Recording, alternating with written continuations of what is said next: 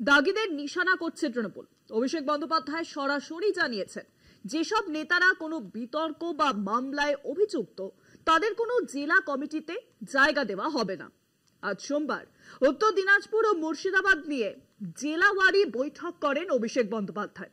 ক্যামাক স্ট্রিটের এই বৈঠকে অভিষেকের মুখোমুখি ছিলেন হুমায়ুন কবির। সেখানে এই কড়া বার্তা তৃণমূলের সেকেন্ড ইন কমান্ডের। অভিষেক আরো জানিয়েছেন, দলের প্রতি যারা দায়বদ্ধ তেমন নেতাদেরকেই সামনে এগিয়ে নিয়ে আসা হবে। এই বৈঠকের পরে বেশ কয়েকটি ব্লকের সভাপতি পরিবর্তনের সম্ভাবনাও কিন্তু দেখা দিয়েছে। কিন্তু আসল কথা হলো, সব দ্বন্দ্ব কাটিয়ে এবার একসঙ্গে চলবে তৃণমূল।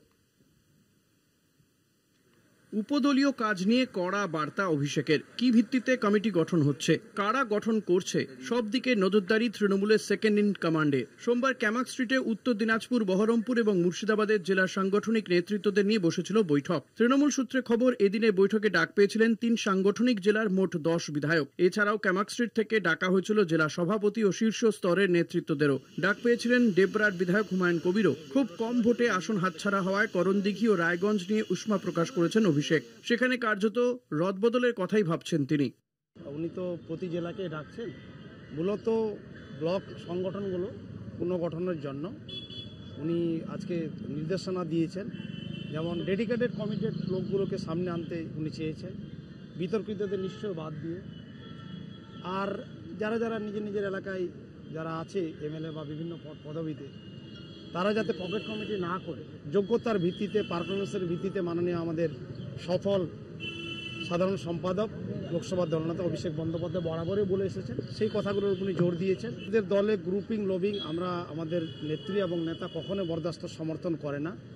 পকেট কমিটি বলতে আমি বুঝাতে চেয়েছি, হয়তো আমাদের মন পছন্দ কমিটি থাকতে পারে, আমাদের নিজেদের লোককে লাগাতে পারি, সেটা যাতে না হয়। ওনাদের কাছে চুলচিরা বিশ্লেষণ আছে, পুরো অ্যানালাইসিস আছে, সেটা দেখে আমরাও খুশি। ডেডিকেটেড কমিটির লোকগুলো দায়িত্ব আসুক, পদবিতে আসুক, বিতর্কিতরা বাদ দিয়ে। যে সকল নেতারা কোনো বিতর্ক বা মামলায় অভিযুক্ত তাদের কোনো জেলা কমিটিতে স্থান দেওয়া হবে না বলেই জানিয়ে দিয়েছেন তৃণমূলের সেকেন্ড ইন কমান্ড।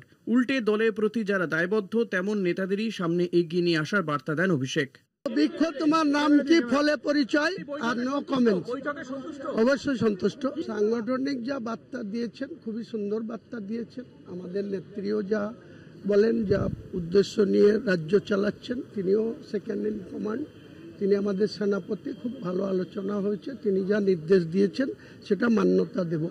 সব দ্বন্দ্ব কাটিয়ে একসঙ্গে চলার বার্তা। এর আগে আলিপুরদুয়ার, কোচবিহার, জলপাইগুড়ি ও মালদার সাংগঠনিক নেতৃত্বদের সঙ্গে 2 দফায় বৈঠক শেষ করেছেন অভিষেক বন্দ্যোপাধ্যায়। 7ই অগস্ট দক্ষিণ দিনাজপুর ও জঙ্গিপুরের সাংগঠনিক নেতৃত্বদের সঙ্গে বৈঠকের কথা থাকলেও ওই দিন ইন্ডিয়া ব্লকের বৈঠক থাকায় তা পিছিয়ে যায়।